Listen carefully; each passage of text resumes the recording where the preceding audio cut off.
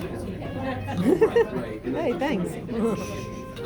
Welcome everyone, and thank you so much for coming up and just being here is sufficient for me to know that I am doing something that's worth my time and trouble and sweat and mileage that I put on my car daily, crisscrossing one east side of the state. Okay. Yeah. You're good.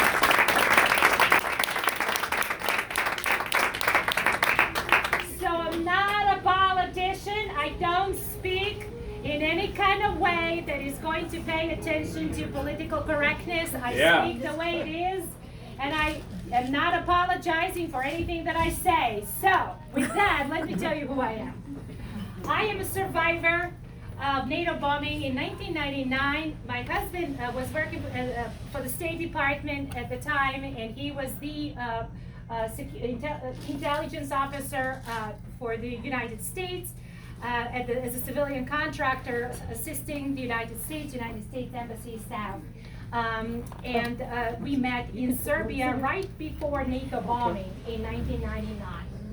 By then, I already had my highest degree in economics. I published a book about financial markets and financial derivatives with commodities because that was my degree in Belgrade University School of Economics. I was successful working on developing stock market and financial system in Serbia, or then Yugoslavia. It was Yugoslavia. I was born and raised in Belgrade, which was the capital city of Yugoslavia. And I grew up in a country that was socialist communist country. My family, my parents were devout communists. And unfortunately, I haven't had any contact with them since I came to the United States. I don't know if they're alive or not. But I do know that what I'm seeing in Maryland, what I'm seeing happening to the United States of America is exactly what I have lived through and grew up in for 28 years. So at least I can tell you with credibility that your gut feeling that something is really not right, you are not wrong. You are correct. Thank you. Things are not right.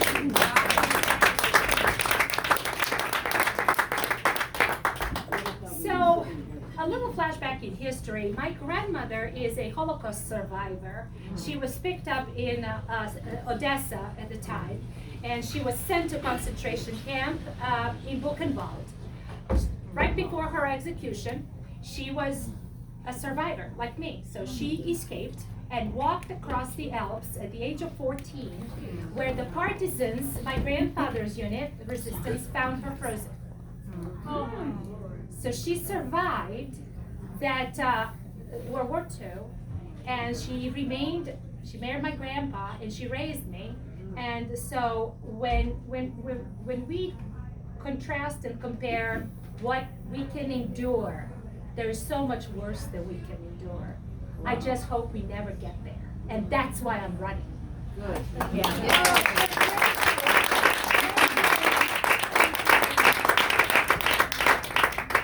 But I do carry a particular blame for myself. For 20 years, I lived in my tiny little house on Kent Island with my husband and my 3 boys. I built a very successful private business. I'm a certified financial planner and certified financial advisor. And I worked for Merrill Lynch, Pierce, Fenner & Smith when it existed. I got my job right out of in 1999 when I came to America. And I really became a successful individual, successful financial advisor. One of the things that I noticed right from the get-go is that American people are the kindest, nicest, and least prejudicial people that I have ever met. And here is why.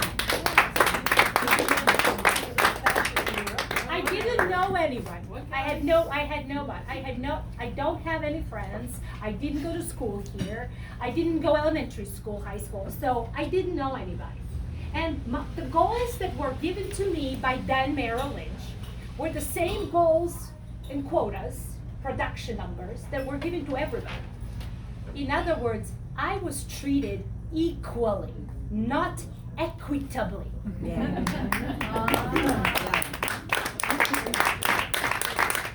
What does that mean? I never got any slack. They told me you've got 3 months to pass Series 7, Series 66. If you don't, you're fired. To me, that was fair. I never asked for any kind of exception because, you know, I just got out of the bombing. I had not even had a proper outfit. I never cared about these de minimis issues. To me, I was treated just like anyone else. When the manager at the time said, how are you going to build your business? You don't know anybody. I said, well, how did everybody else build their business? And he said, well, people have to cold call, people have to cold walk, you have to meet businesses, you have to knock on doors. I said, well, then whatever they do, I'll do. And you know what? Not once have you ever complained about my accent.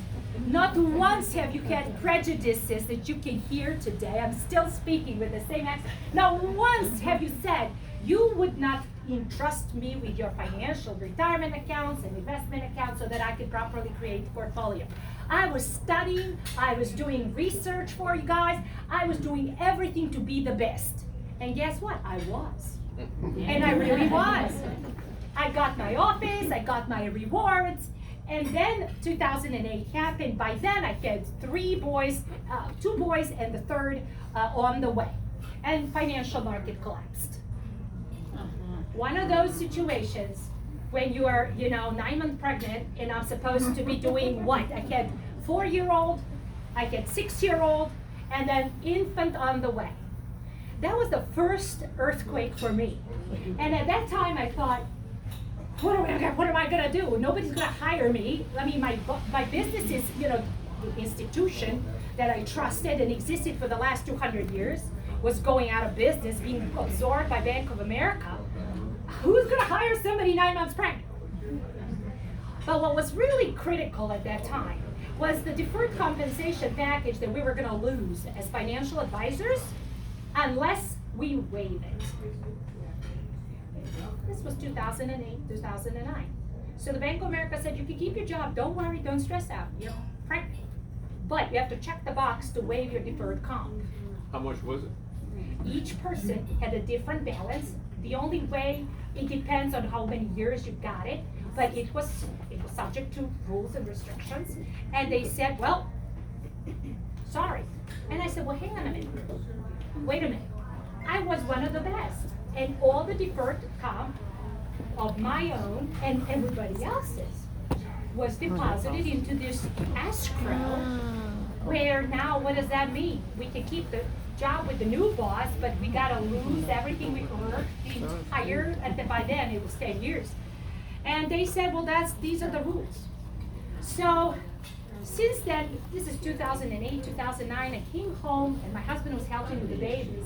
And by then he was an attorney practicing immigration law, criminal law, general practice. So I came to my husband at that time and I said, how is this legal? And he said, I don't know, honey.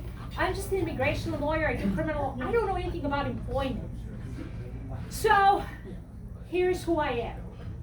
I tried to find a lawyer to explain to a lawyer that what they're saying doesn't make sense.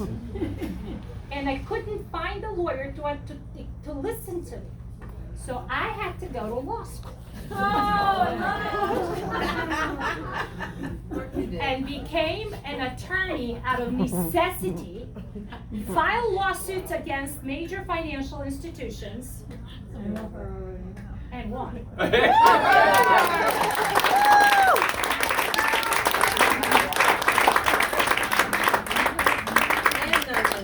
It took 3 years of fighting, motions, federal court, going back and forth.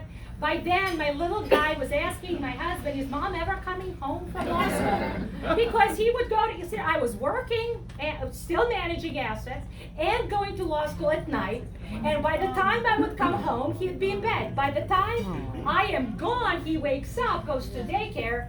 That's how I lived for 3 years. But we survived, and as a result of this persistent and perpetual determination to get things right. 22,000 financial advisors in Merrill Lynch got their money back.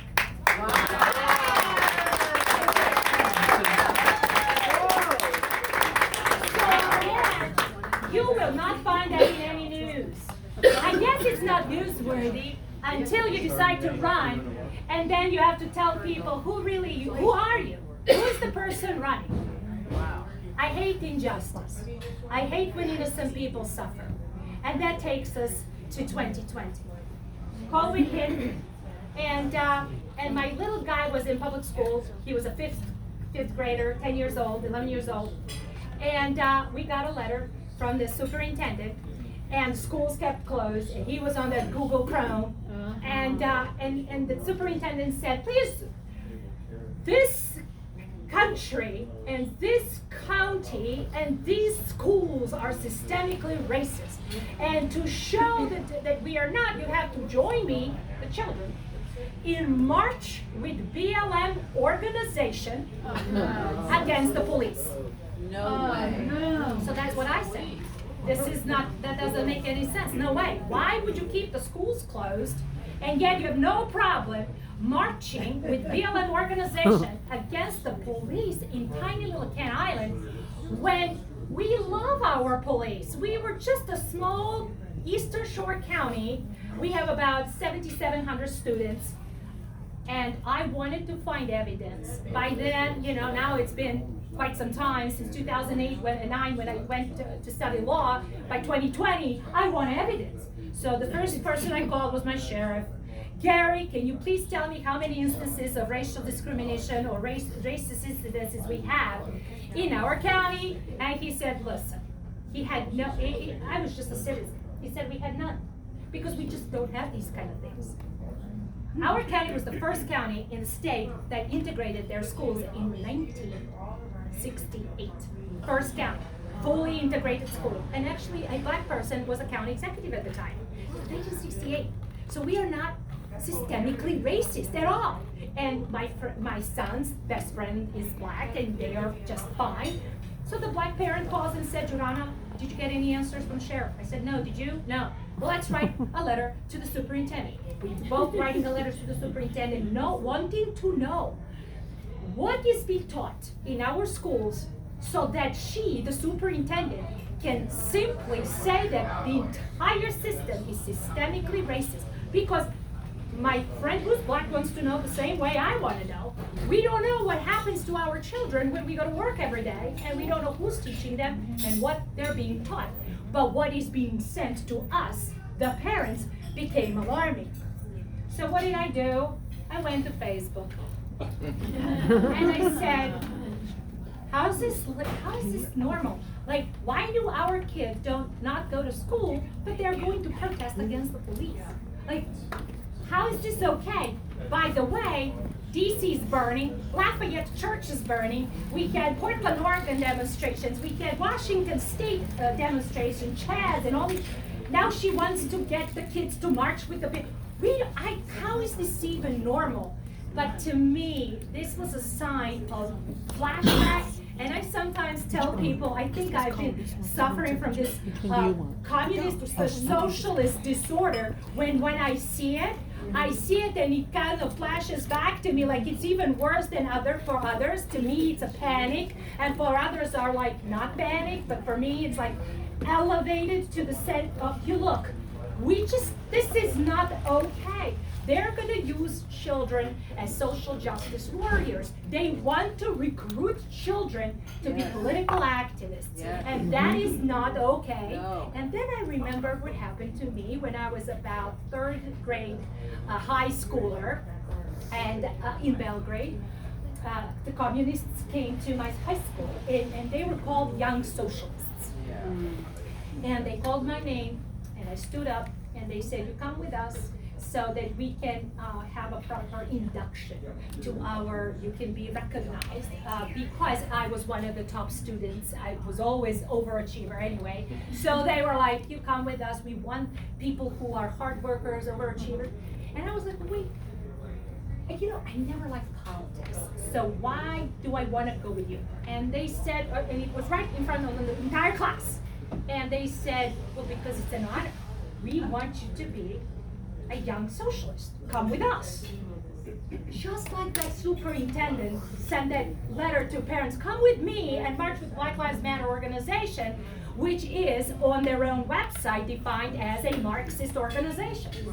So I told the socialists that I am not interested in any politics, and I was only a third level high schooler, right before fourth and junior, and I said no.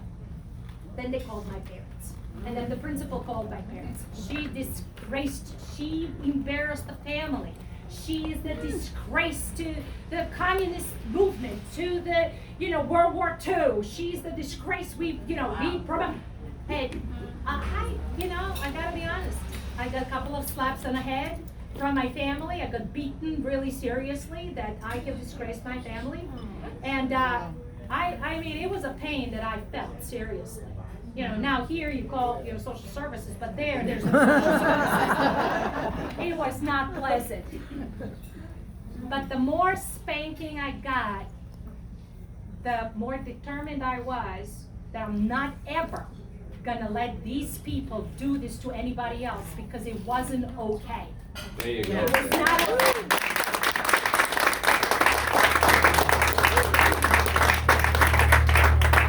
So I'm the kind of person that puts a foot down, and the more you push me, the more resistance I'm gonna get, and it's just my bio makeup. It's just who I am. I'm very, very determined that what's not right is to use children young and early to brainwash them to the extent that they are now marching and smashing windows and businesses along the way.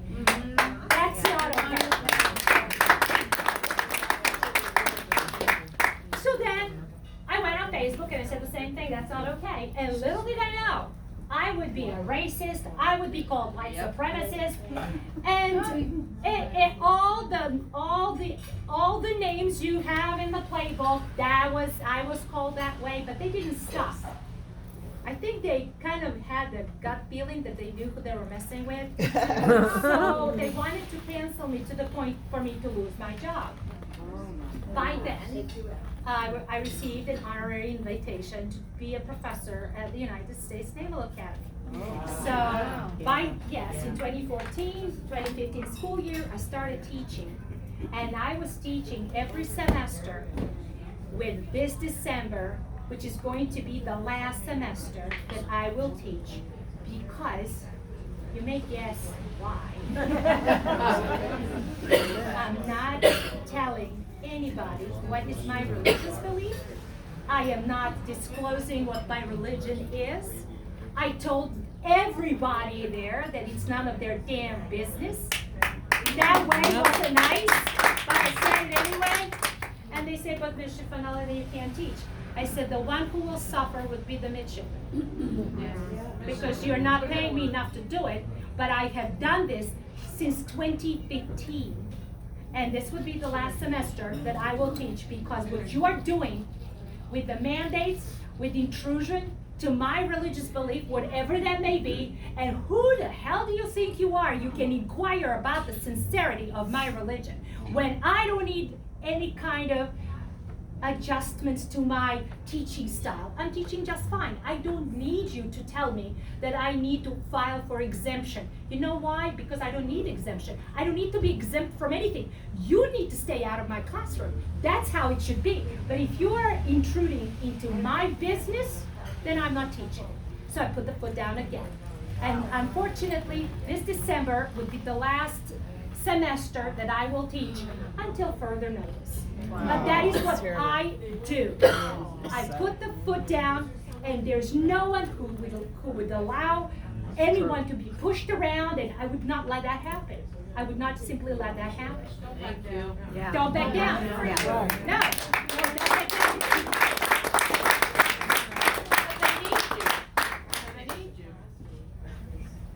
They will have to try some other way to convey the message.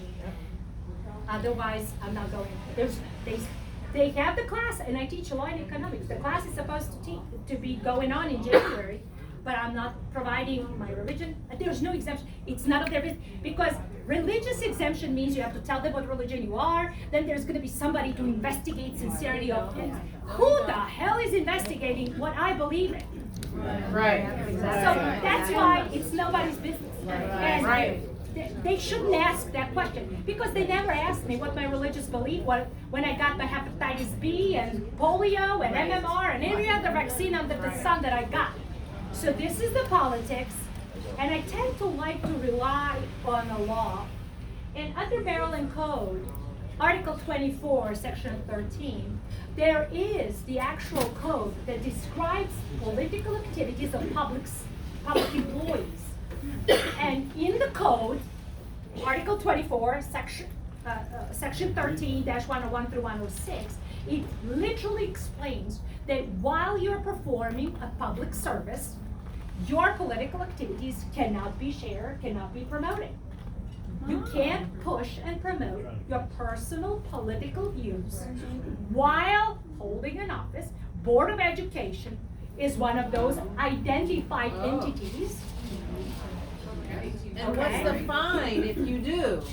It Jail? is $6,000 Yeah. or 6 months in jail. Oh, you found it. There you go. You pulled it up. Okay. So 6 months in jail or $5,000 fine or both. Oh my gosh. So thank you for pulling the statute. So that's what I read do. I called my Board of Ed, and the Board of Ed said, but Gordana, the superintendent has a First Amendment. And I keep saying, no, she doesn't. She can't call the children and march with the Marxist organization, which is a political organization, while in the middle of the school day. She just simply can't do that. And no one had the courage at my Board of Education to do anything about it.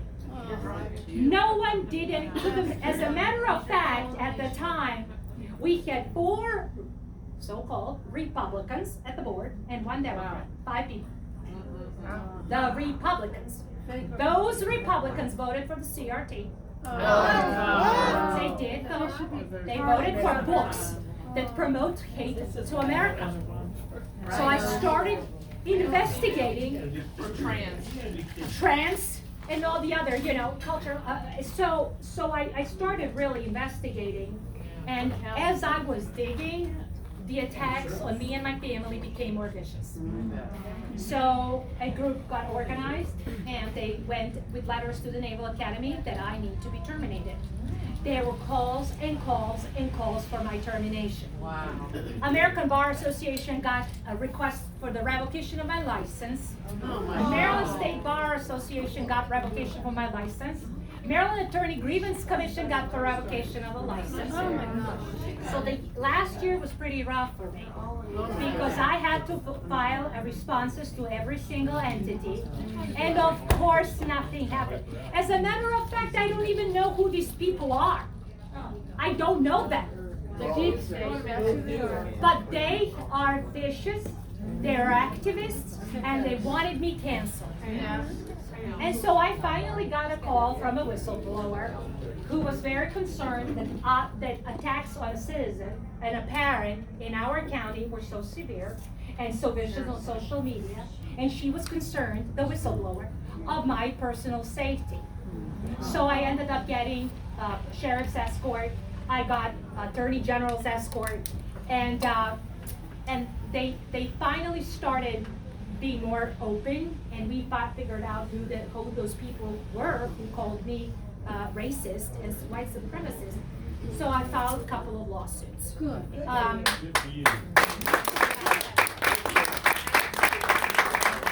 Especially for defamation of my character. Trial is yet to be set. That's how long lawsuits last. So in order to fix this problem, my husband and I made the joint decision that he's gonna be a volunteer, number 1, to run for the school board in 2020. Oh, goody.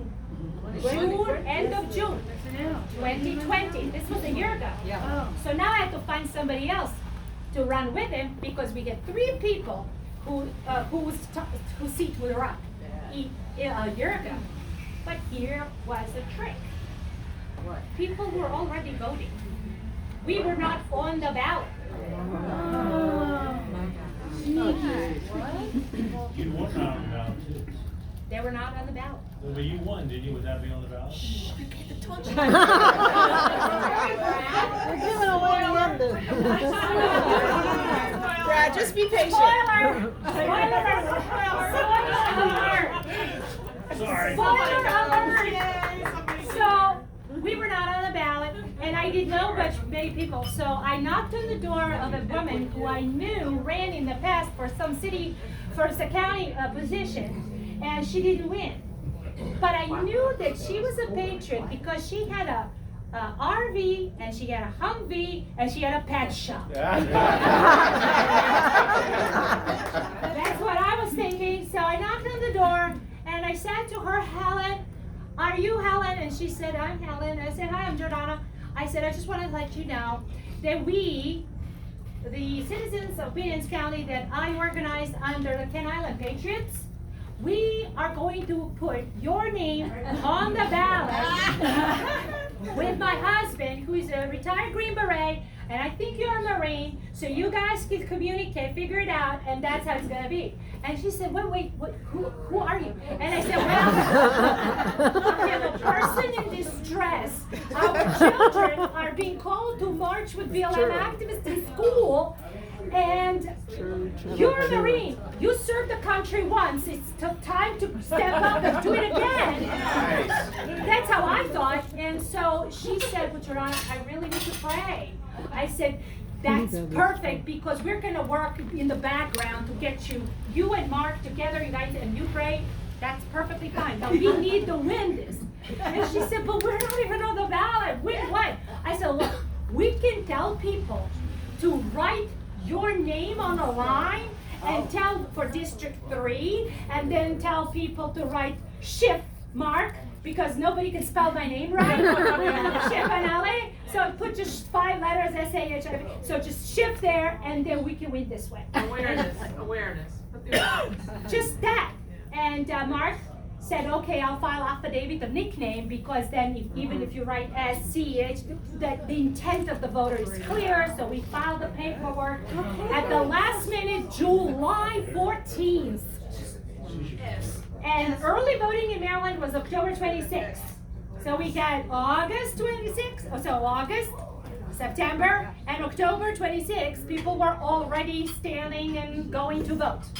So I knew that we can't win on an absentee ballot or mail-in ballot, because we weren't even on the ballot and people were sending stuff in the mail anyway.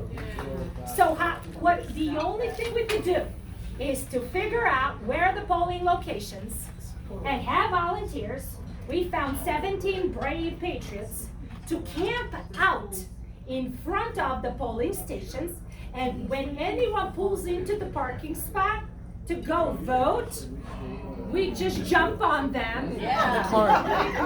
And then we give them these cards that I kind of designed with Mark.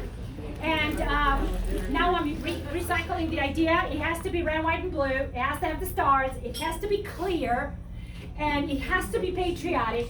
And we get the key points of what we stand for on those cards.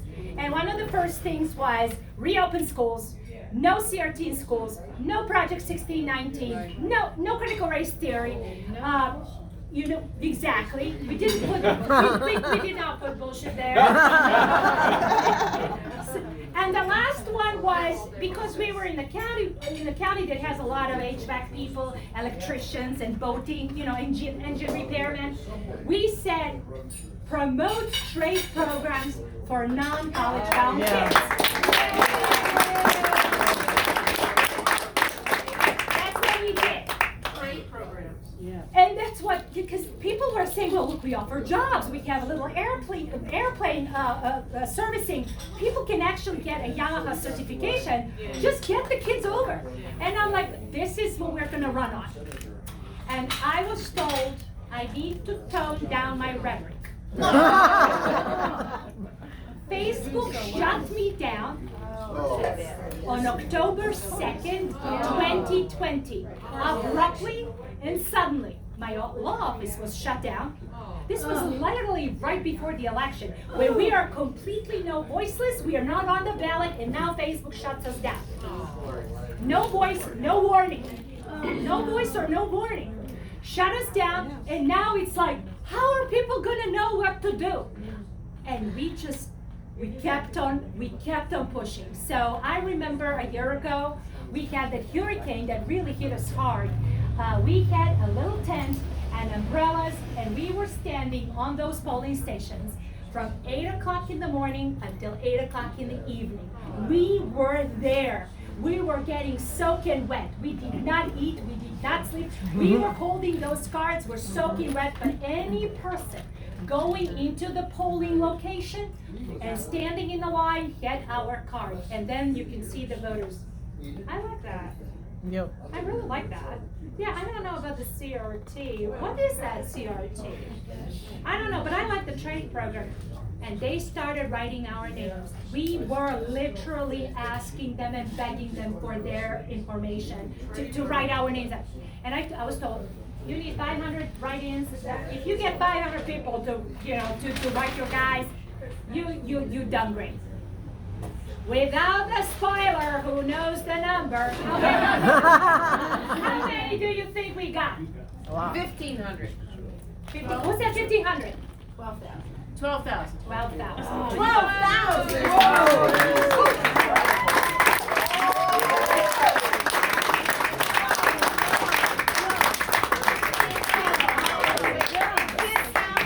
12,000 in Kent County. Queen Anne's. Wow. Queen Anne's. Queen Anne's. That's amazing. That's amazing. That was Come it. across the bridge over to 12,000 people, and Calvert County. they had recounted. They had to recount it 3 times. They had to recount it 3 times. It was such a landslide that we made a little history in Maryland, the largest number of writings in history.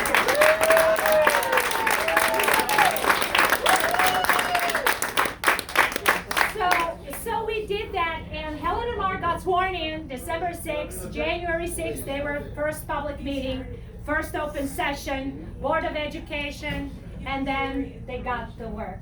The superintendent, the job was open for a new superintendent. That was the first line of business, get a new one. That one had to leave.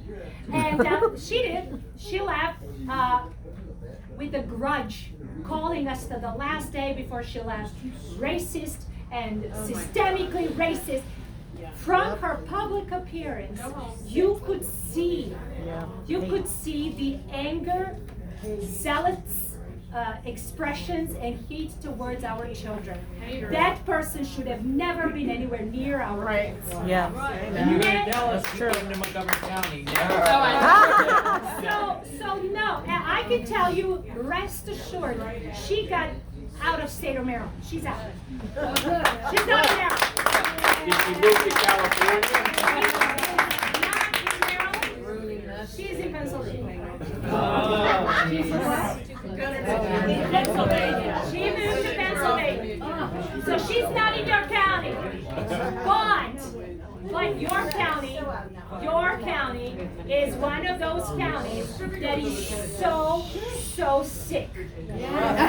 Absolutely. Just like that superintendent was for us, you have more of her in your county. I have a number that over 329 teachers will be losing their jobs. I think that got postponed or stopped because they are mandated to get a COVID vaccine. Let me give you what we've done in our county. We found a new superintendent. She has a huge experience, and actually she's a really good superintendent. But what we discovered a year later, that we have a lot of education to do, not so much for the children, but educating the board members. We need to be educating everybody involved with children's education, including parents and voters. Number one, parents and voters get really confused to figure out who is supposed to make what kind of decisions when it comes to children and when it comes to school board. So let me be really clear to explain and give you something that it will be very simple. State Board of Education and Mohammed Chaudhry, who is a superintendent for the State Board of Education, is part of the executive branch. That is not the authority that everyone needs to follow to the T, because it's part of the executive branch. You guys, and every county in Maryland, has their local Board of Education. That is your legislature. So the rules are that the people and the parents and the local Board of Education makes policies for the local schools in the local county. That means Board of Education sets the curriculum. Board of Education sets the curriculum.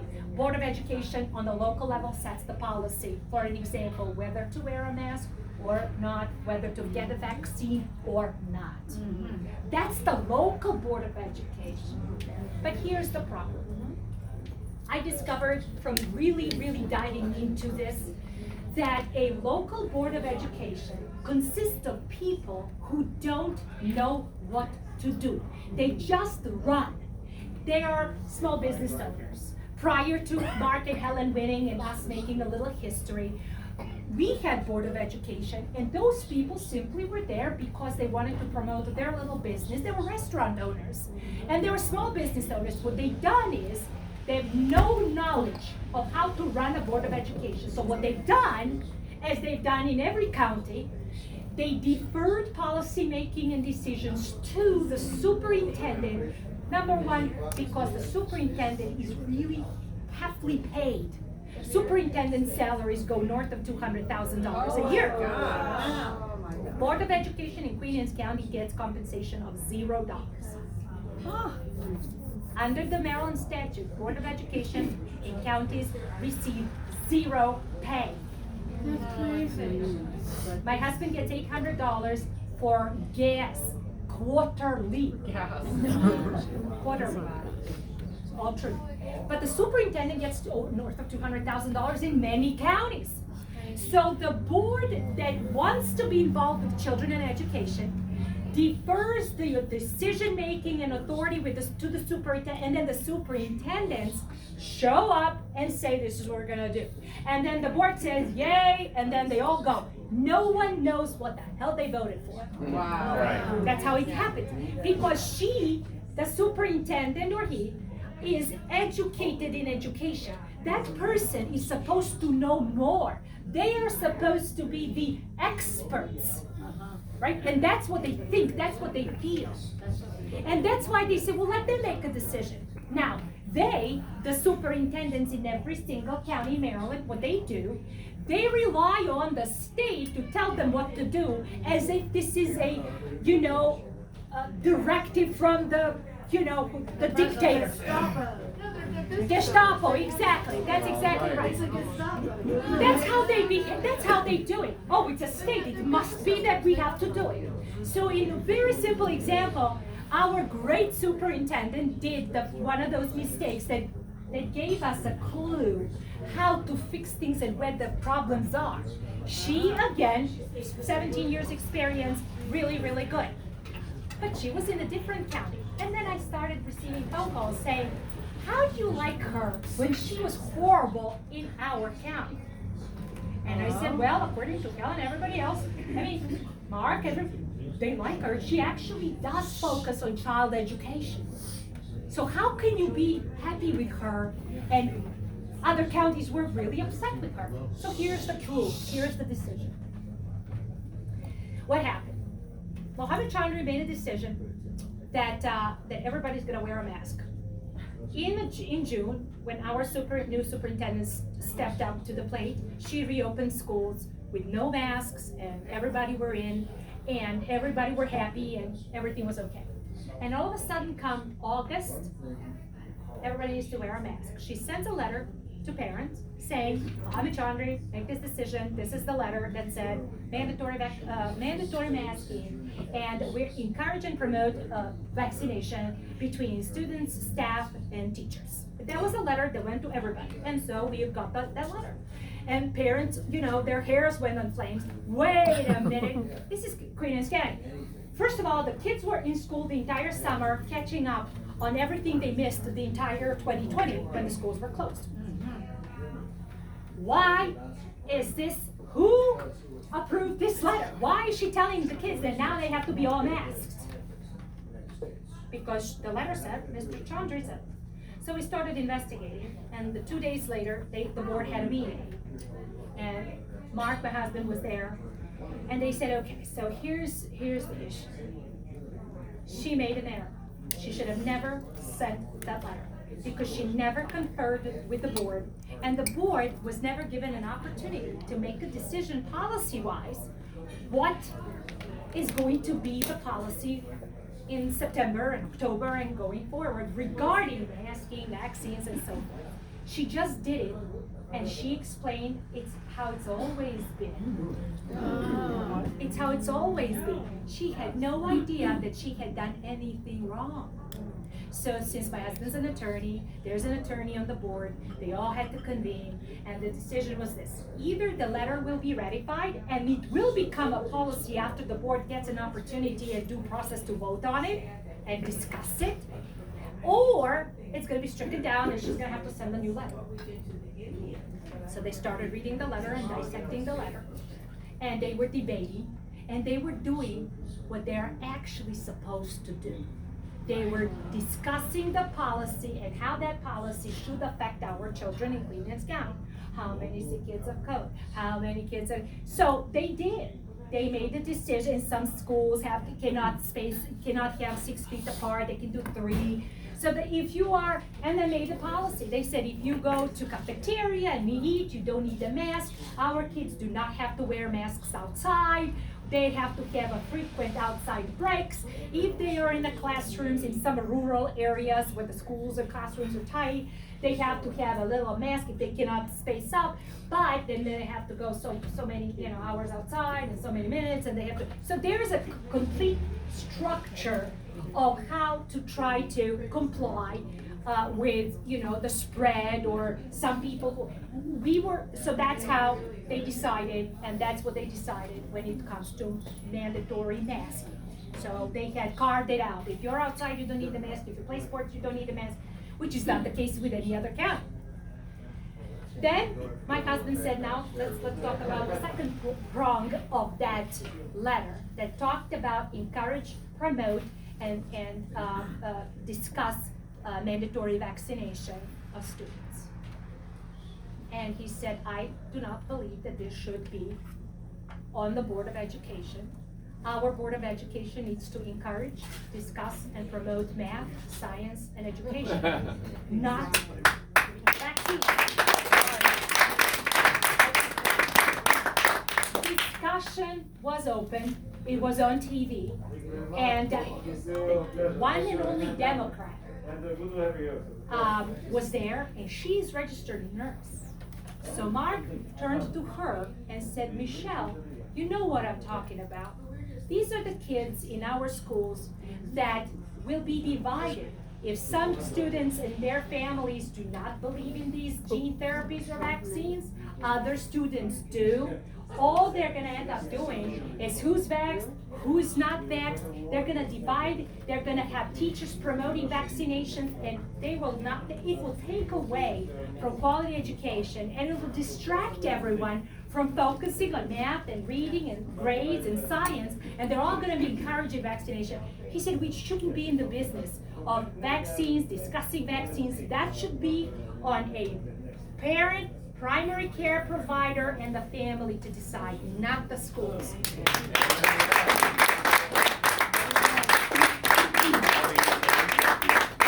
And that one Democrat, agreed with him. And one Republican disagreed and voted against it. He said, I got the vaccine, why can't they all get the vaccine? That's why we are in this room. This is not Republican issue. This is not a Democrat issue. This is a survival issue. That's right. And we need to step, the division is it's being so over-exacerbated that it's about time for everyone to start using common sense. And again, I've never been in politics. I am a very conservative person, but I'm guided with common sense and rigorous study of law, precedent, rule, and order. So when they vote as our children are not to be discussed, encourage, promote any kind of division or vaccination. And we continue to have we are strictly scrutinizing the board members, the teachers, and those who are making decisions in our children's education. And that is only in Queen Anne's County.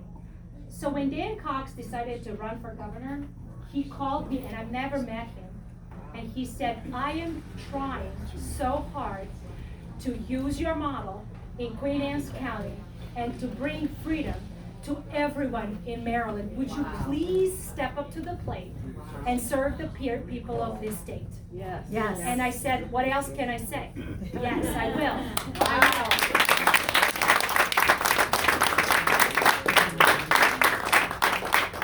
I know we are underdog. I was told we will never win.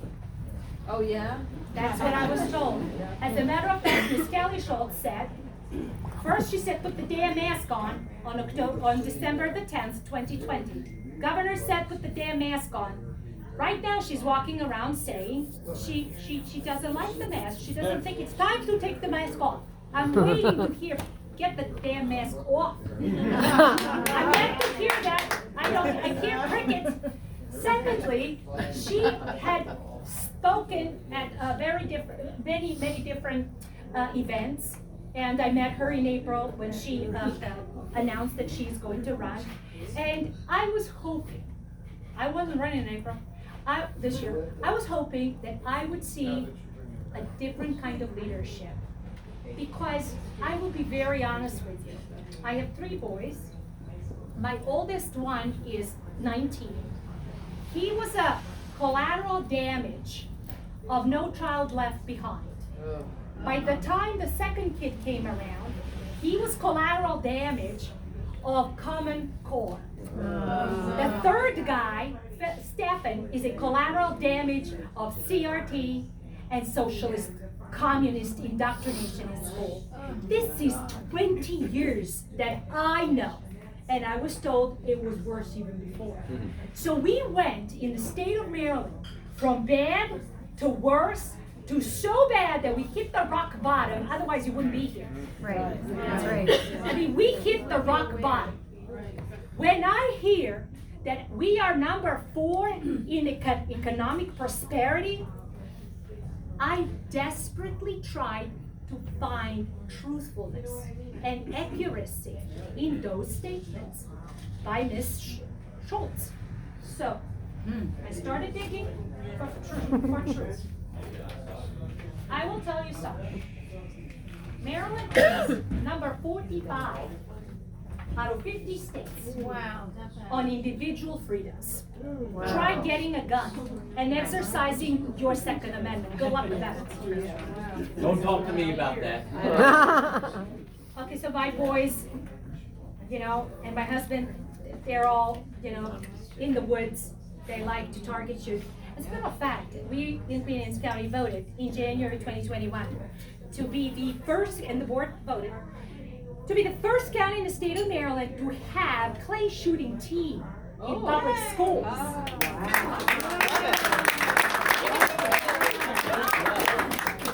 And that opens the door to students to compete for scholarships, because Maryland universities do have varsity clay shooting and target shooting teams. We could have talented students who would like to compete for the next Olympic Games. So it's offered in our county, in both high schools, and the list is so long, and everyone wants to join the team. It's one of those huge things.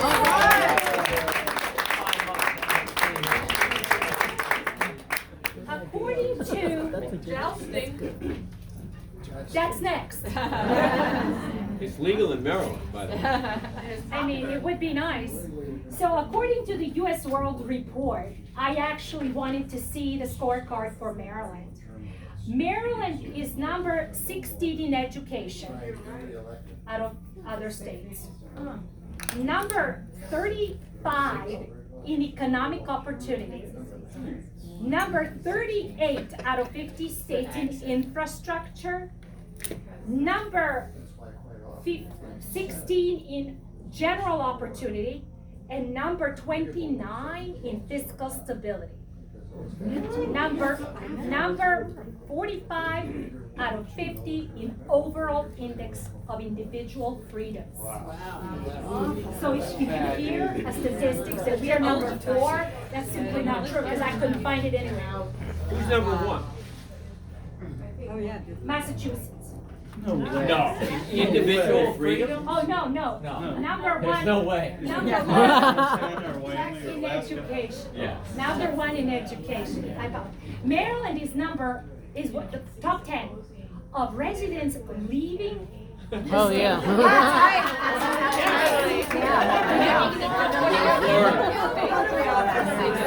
So states that are moving out, the number of states that are moving out are New Jersey, obviously, New York. California. Oh, let me see. So it says right here, 2020, total, the top outbound states is New Jersey number 1, New York number 2, Illinois number 3, Connecticut number 4, California number 5, Kansas, North Dakota, Massachusetts, Ohio, and Maryland.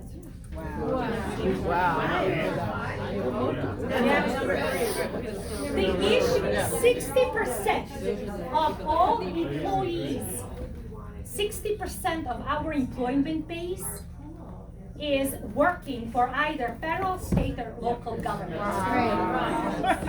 No wonder taxes are so high. So that means that the opportunity to start a small business is so bad that we are crushed with licensing fees, renewals, continuing education requirements, excessive taxation. So we are the least friendly state for starting your business. Wow. Trade schools, we are pushing. We do not have a vibrant program for charter schools. And while we do have a law that allows Maryland to be called the school choice, the monies do not follow your children. And that is what we would like to go back and follow the rule of law.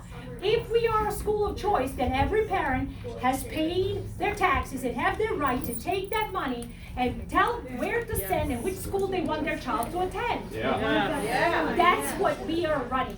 There is a huge difference between the current administration and Dan Cox and myself. I want to restore freedom for Maryland.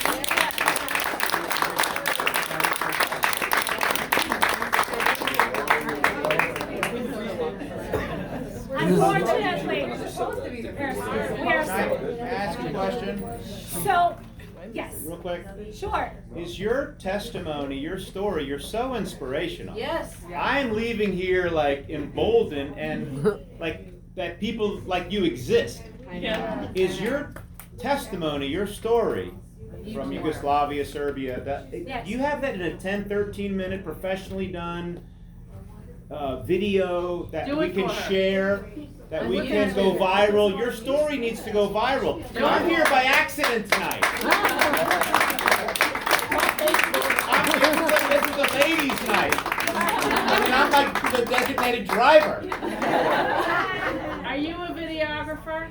No, but it needs to be. This needs to go out there. We'll figure it out. Maybe Oh, you we need to do that.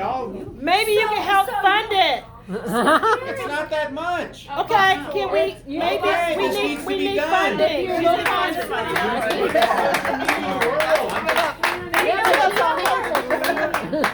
Take the bus around Maryland. So here comes the last, not the least, I would like you guys to meet a young man right here. His name is John Pachuro. And he's going to talk to you. He's going to tell you what we're dealing. We are people's candidates. We are getting donations, $20, $30, but we need money so that we can actually do the professional. That costs, gotta pay someone to do it. We do have this on the video, but what we would like to do is that the story and inspiration goes to every home, whether Democrat, Republican, Independent, I don't care. The only thing that I do want to let them know is that if they don't register Republicans, they can't vote in the primary. Right. And we do need, if they like it, it's the rule, and they have to get registered to be a Republican, to be able to vote. But this is a universal desire. We want children to thrive. We want people to start businesses. We want to restore freedom in the state of Maryland, lower the tax, but get rid of these red tapes and vaccines and mandates, and just let us breathe. Get rid of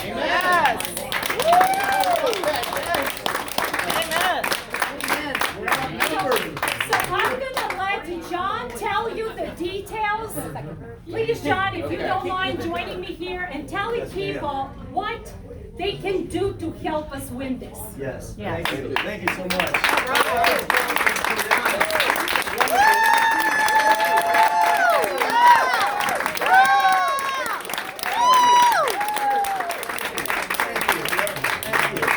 We heard a very compelling story tonight, didn't we? We heard a story going from a communist country to the American dream. We see it right here before our eyes, right? Yes. Right? Amen. Right? Yes. Okay, we heard two compelling stories here. We heard about opportunity, and we talk about the pathway to freedom. How do we get to freedom? Okay, well what does that look like? Well, it starts with your platform. Where are you right now? Are you in Yugoslavia? Are you in Cuba? What's the price to get to freedom? Is it a flotilla of trash to get across the Florida Strait? You have to go through the Alps? In this case, we have the answer. We have the product. We have the ability to work together, combine our forces, combine our strengths, bring this campaign to bear. We are uploading a new constitutional republic to the state of Maryland. I'm telling you, we're doing this right now. There's no one behind these people. Trust me, I've been in this thing my whole life. I'm almost 40 years old. I don't think about it. I've been in the whole thing. There's no one behind Dan and Gordana. Okay, that's why I'm on board all the way, 100%. All right? Now you want to talk about opportunity? She told you about what the opportunity was in Yugoslavia for her or her children. It was to be a socialist and to be in the party, right? So, like we see in the communist China, you have to be in a party to get ahead. That's not what we believe in America, is it? We want our children to fulfill whatever dream it is, and they can be success outside of these different party guidelines, things like that. We believe in freedom. That's where the buck stops. So what we're asking for right now, and you folks really in Montgomery County have been feeling this. You've been disenfranchised. You don't have a representative in Annapolis. That's right. You know what? And that's kicking our tail right now because they're going to go up there from December 6th to December 10th and decide your congressional districts with those legislators. And you don't have a representation in that process at all, okay? We want to build a headquarters here in this county. We need the funds. We need the support to this. We will be your voice in Annapolis and every single school board because that's what we're about. That's what we're doing. We're working hard day and night, traversing the state, going to all kinds of different events. I can't even tell you. I'm just so proud of how hard these guys work. Yeah. They work day and night, 24/7. Don't get sleep. You should see what she hits me up in text messages. All hours of the day. She's working all the time. You guys have no idea. Early in the morning. Yeah, that's prime time. So look, folks, we've developed campaign cards here. There's a QR code. Just hold up your camera phone to it. It'll take you right to our link. Contribute to our team. We'll take your check. We'll take your cash. Just give us your support. Volunteer. Just sign up. So folks, that's what we're looking for. There's a card over there, Pam is Uh-huh. showing. And Pam is joining our team here and helping Jordana. If what if is you that? want to talk a minute But about before, that. if Mhm. people might have questions, could she Oh answer? yeah. Before So that?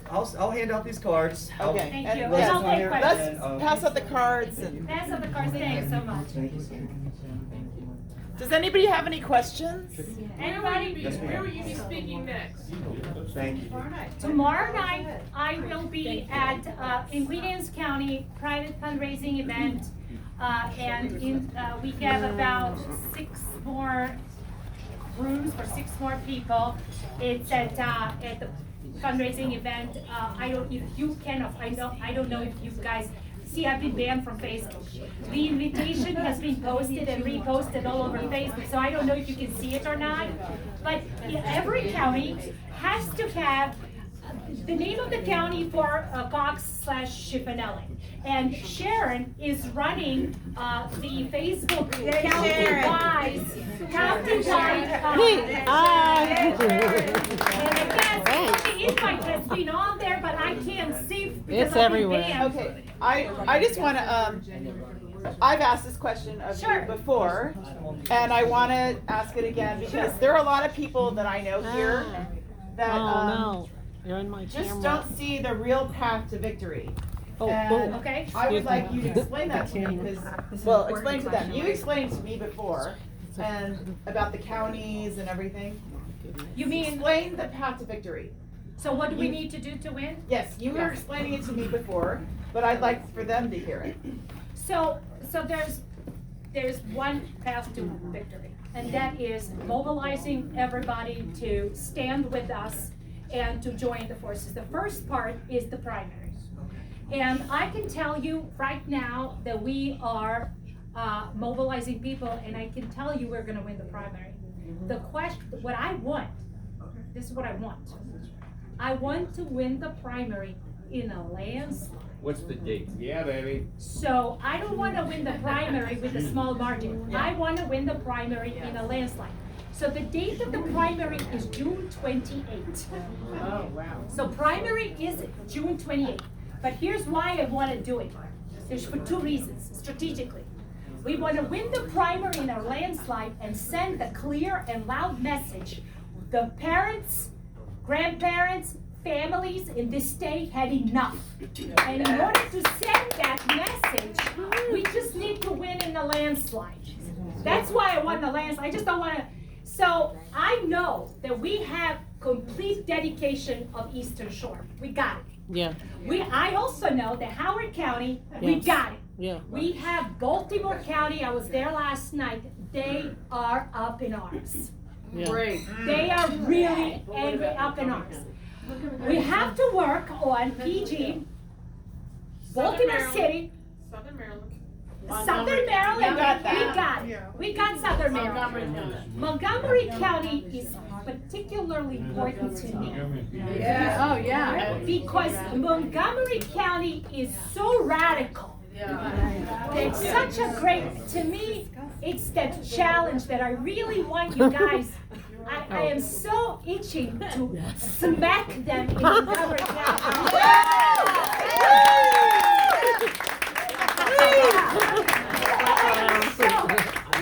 And that, we really need to grow in this county. I think we got a momentum. I am not, Hogan's, right now Republicans have done nothing Yeah, but harm to nothing. our families and our children that need to go. Yes. That's in my opinion immediately. Question, have you looked at independents? Yes. How many independents are out there? There's about 1 million registered independents. Okay, and how do you get those independents to switch so that they can vote in the primary? Is there a It's way? your job. Okay. Yes, it's your job. You're the ones, you're the army, to go and talk to people who are on the fence and they don't know.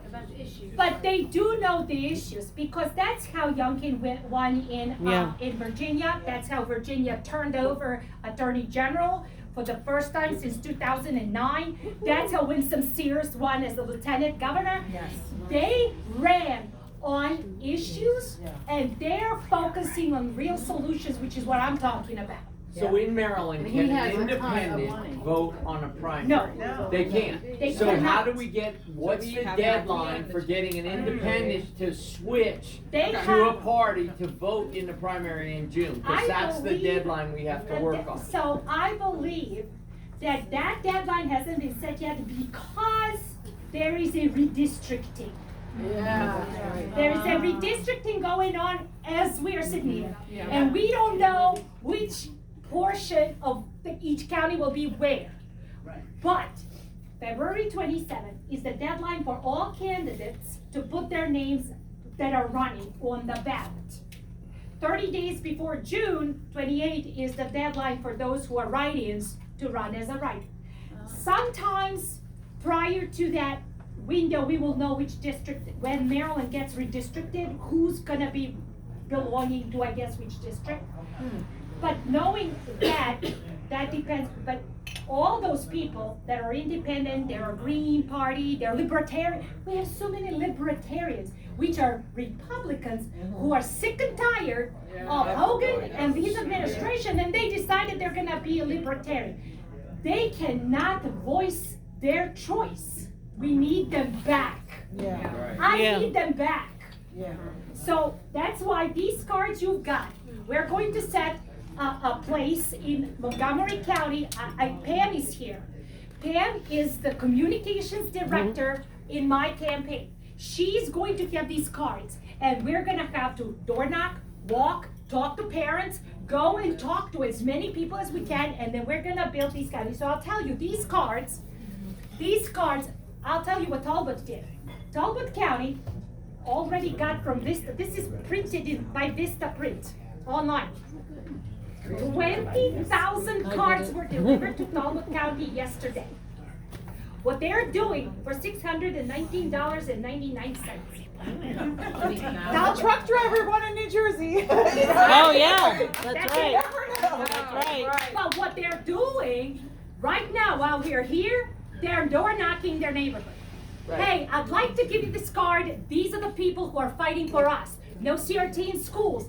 And of course, in Montgomery County, you will get a lot of angry people slamming at your doors, faces. But you know what? There are a lot of Trump Republicans. There are a lot of Hiding. honest Hiding. people. There are some truck drivers. There are small business owners. There are. They understand that we cannot continue to play politics with the children's lives. Right. It's like, we gotta put the foot down. One of the things that I'm gonna tell you is that once we lose the liberties we've got, we'll never get them back without bloodshed. Please don't go through Yugoslavian experience. It was horrible. Don't do it. We've got the chance. Let's use it like Virginia did. I was talking to Youngkin's team. They're supporting us. They're gonna be coming to Montgomery County to support us on the 30th. of this month.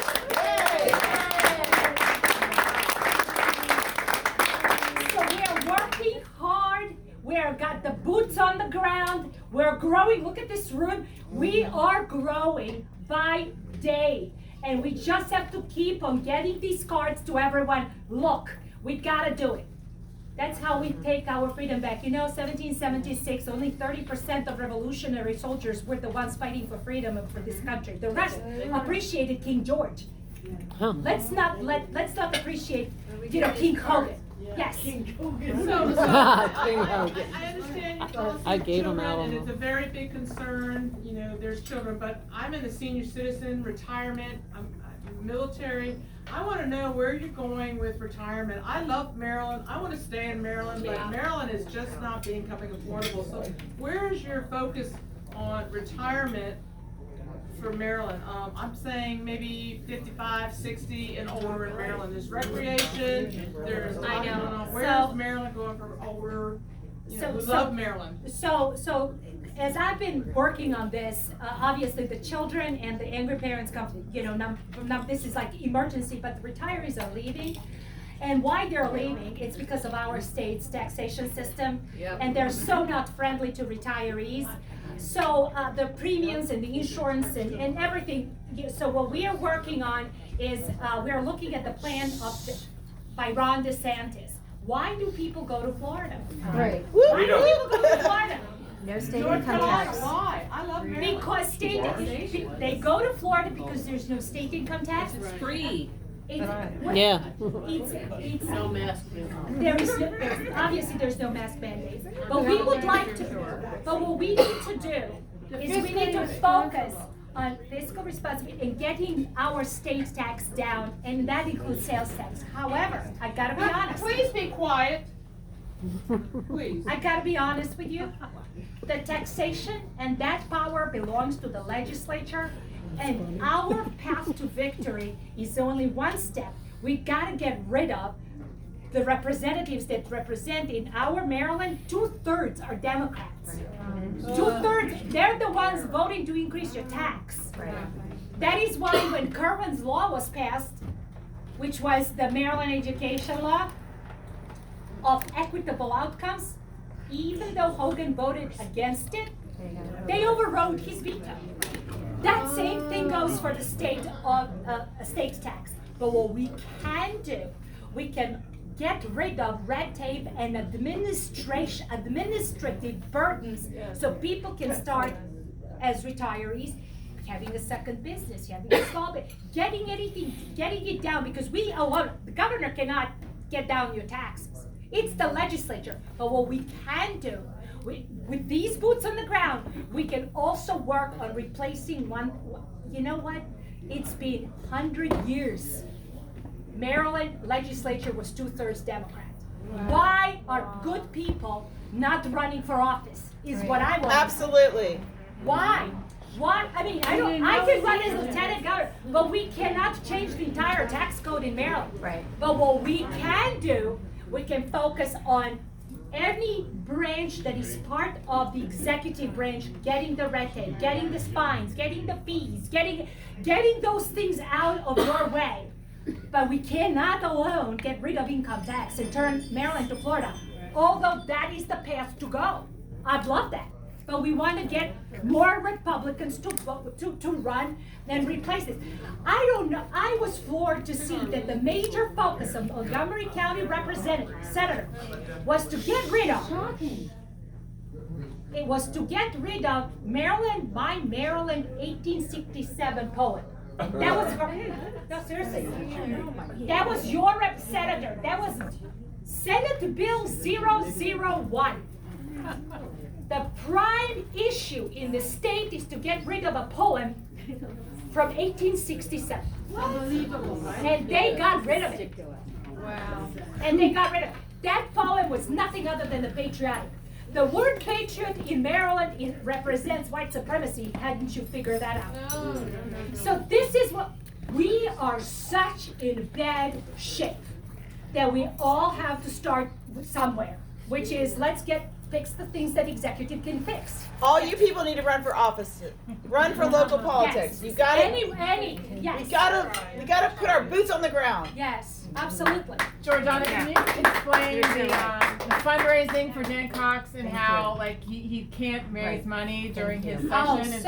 And I'm wondering how you can still raise money, right? So I just want to know how that works. So just got that today. So here's the thing, because Dan is a delegate from Frederick, he is prohibited by ethics rules to raise a penny after general session starts. When General Assembly is in session, and I call it General Asylum, he can't do anything. I received today from the Ethics Committee lawyer permission to be able to continue to raise so long as I keep my account and my funds separate. Wow. That being said, this is the critical mass. This is what we really need. We need 3,000 Marylanders across the state of Maryland to donate $350 for freedom. And we win. Yep.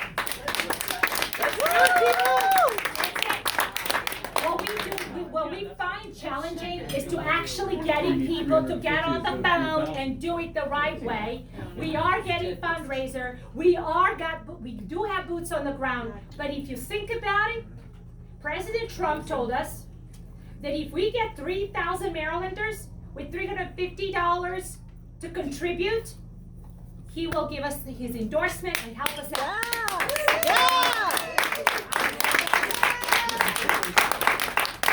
What President Trump wants to see, and I totally like that, is he wants to see the commitment of people to their own betterment and their own future.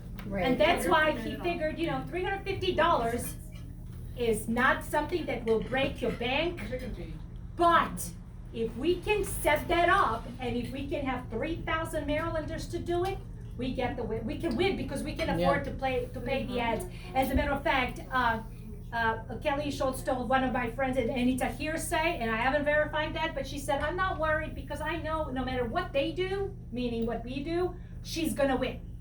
Now, maybe that's a little cocky. I got a little eerie because aren't they gonna play fair? I don't know, and I don't care. Because at the end of the day, if we win in the landslide, and if we do what we did in Queen Anne's County, and we were fighting against Rhino Republicans, which represent about 20%, and the same statistics apply to every single county. 20% of Maryland Republicans are rhinos. That's a given, that's a fact. Totally. Yeah. Totally. But 80% is us. Yeah. Yes, so let's do it. Dan's not here yet, but maybe Pam can help. We were in Well, training. I want to just say when you're done. I would just say a lot of people don't realize that 70% of all of Maryland is non-Democrat. When people say, what is the path to victory? We all assume because we live in Montgomery County, we are surrounded in this radical world where we think we can never win. 70% of all of Maryland is non-Democrat, meaning independent, or people who are right, libertarian, independent. Okay, it's only Montgomery. It's a lot like Virginia, Loudoun County, Fairfax County. They said that they could never win. That Youngkin could never win. They were saying that because of Loudoun County and Fairfax County. They're doing the same with Maryland. It's because of Montgomery County, and 70% of Maryland is non-Democrat. If we could get those people and most of them are not, like you said, they're like us. They're not Rhino Republicans. So the statistics are really weird because I'm sorry. So there was a poll, and Governor Hogan likes that poll, that says he has approval rate of 76%, and I believe that. But there's another poll, and I'm trying to reconcile it. And the another poll is a McLaughlin poll, and McLaughlin poll interviewed a large percent of Republicans in the state of Maryland alone, just Republicans. 86% of all interviewed Republicans said that they want President Trump to run in 2024. So I am trying to reconcile that 86% of Republicans in Maryland want President Trump to run in 2024, and then Hogan has 76% approval, and I know that 86% is not part of that 76%. Right. It's easy to reconcile that. So that means Because that he's the best we're gonna get for now. So that poll that Hogan is relying on is actually poll that went to everybody, the Democrats and everything, and this poll went to Republicans. We need to focus on us in the primary. Exactly. And you need to understand that we're gonna get suppressed. We will get suppressed. Media is so important. Few of you had already said, well, why don't you just get it out? I'm trying to get the message out. But it's really difficult because a lot of people in the media are controlled by current administration. They're there every day.